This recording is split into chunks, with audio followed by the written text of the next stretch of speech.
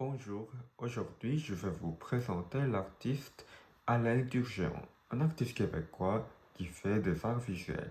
Il travaille dans plusieurs disciplines comme le dessin, la peinture, les joailleries et la photographie. J'ai fait l'entrevue chez lui qui m'a permis de découvrir son environnement créatif et aussi voir quelques de ses œuvres en personne. J'ai choisi cet artiste parce que je trouvais intéressant la variété de ses œuvres, aussi son héritage multiculturel est vraiment intéressant. Donc je voulais comprendre comment sa racine multiculturelle a influencé ses arts.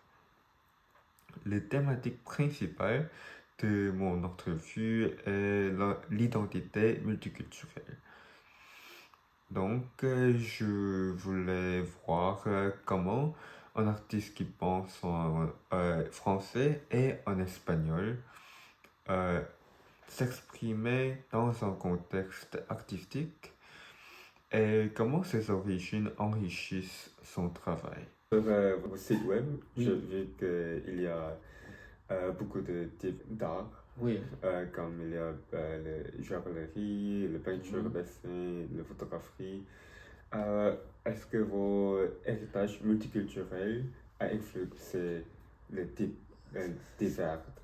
c'est possible, mais c'est possible aussi que ça soit un trait de ma personnalité de vouloir expérimenter différentes choses, mais la bijouterie, c'est que là, ça a été pendant 10 ans et j'ai vraiment étudié, appris toutes les techniques et tout, mais après, même en dessin ou en peinture, j'ai, en général, j'ai pas tendance à faire des longues séries de choses semblables, mais vouloir essayer des choses différentes, même dans la peinture, même dans le dessin, j'aime changer de crayon, essayer des choses variées, mais peut-être, mais sinon, ben, ouais, c'est ça.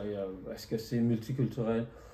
Bon, c'est bon, on a l'impression de ne pas être totalement d'une place ou de l'autre, mais on est capable de vivre avec, ça va bien. Sur votre site web, j'ai vu que quelques de vos arts sont nommés en français, quelques en anglais, quelques en espagnol. Est-ce qu'il y a Bon, raison? la raison, c'est que moi, dans ma tête, je pense en espagnol et en français. Ouais. Après, j'ai appris l'anglais en 9e, 10e année au secondaire avec deux bons profs, puis en voyageant, l'anglais, ça va bien. Mais sinon, en général, je donne espagnol ou français comme ça vient dans ma tête, parce que c'est ça. Il y a des gens qui vont penser dans leur première langue, puis ensuite ils traduisent mentalement, mais là, moi, j'en ai deux en même temps. Mais je pense pas tellement souvent en anglais, mais bon, si jamais je suis en voyage dans un endroit où ça parle anglais, peut-être que les pensées vont venir en anglais, mais c'est ça, j'ai deux canaux, dans mon cerveau pour parler français et anglais. Mais c'est parce que je suis inspiré pas mal par mes voyages au Mexique aussi, puis les paysages, mais j'aime bien aussi faire de la photo urbaine, puis bon, mais, mais enfin, on cherche toujours. Donc, vous pensez en français et espagnol. Ouais. Est-ce que vos inspirations viennent de chaque langue ou c'est comment? C'est que il y a tout le milieu, euh, par exemple, quand j'étais petit, on allait au marché à Mexico, puis bon, c'est pas comme ici, on voit toutes sortes de choses accrochées, puis les fruits, des légumes, mais le climat est différent, mais c'est ce qui m'influence beaucoup, je crois, du côté mexicain, c'est la couleur, les couleurs vives, beaucoup avoir des contrastes de couleurs marqués. Mais sinon, à part ça, bah, ici, ici au Québec, on a la chance quand même d'avoir accès à la culture, pas mal. Puis, oui, puis bon, quand j'étais adolescent, j'ai écouté beaucoup de musique d'Angleterre. Mais bon, mais aussi, j'ai des goûts musicaux très variés aussi. Je peux aimer autant la musique baroque que King Crimson ou le jazz, mais bon, c'est...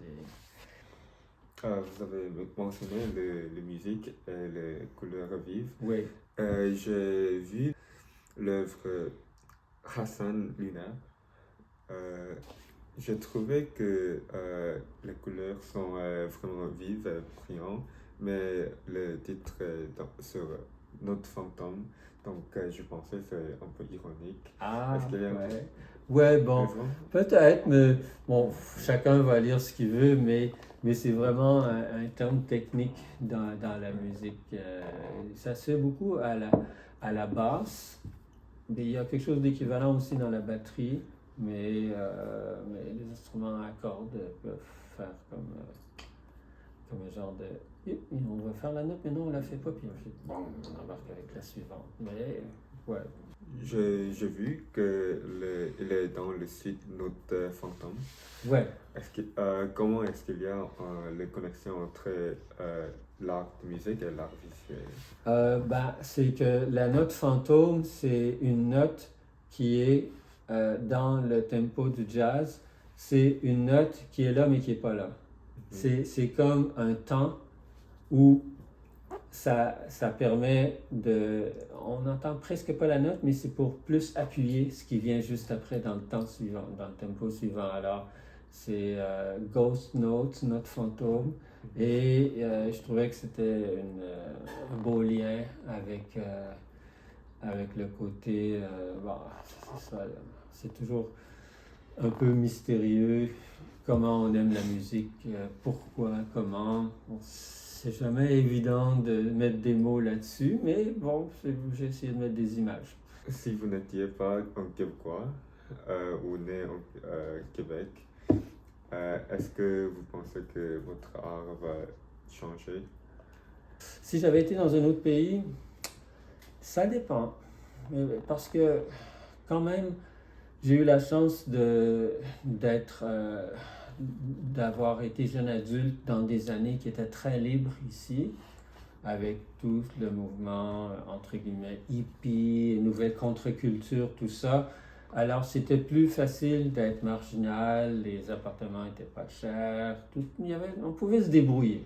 Mais sinon, mais dans d'autres pays, ça dépend. En Europe, ça aurait pu être très bien aussi.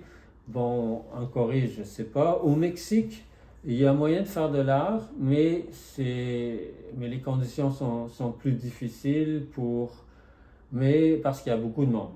Mais sinon, quand on croit vraiment à ce qu'on veut faire, je pense que peu importe le pays, quelqu'un qui sent qu'il doit faire un dessin, une peinture, quelque chose, il va le faire. Pour conclure, Alain Turgeon est un artiste qui représente bien la culture québécoise. Il est ouvert aux inspirations qui viennent de plusieurs endroits comme la langue, la musique et ses voyages. Sa tendance d'expérimenter différentes choses lui a aidé de créer les arts de types divers, mais je crois qu'un aspect de la société québécoise a joué un rôle important. C'est l'ouverture à la diversité.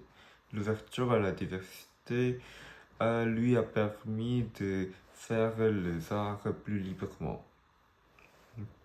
Donc, même si il vient de deux origines, ces arts étaient plus riches parce qu'il peut exprimer ces deux origines et ces deux cultures.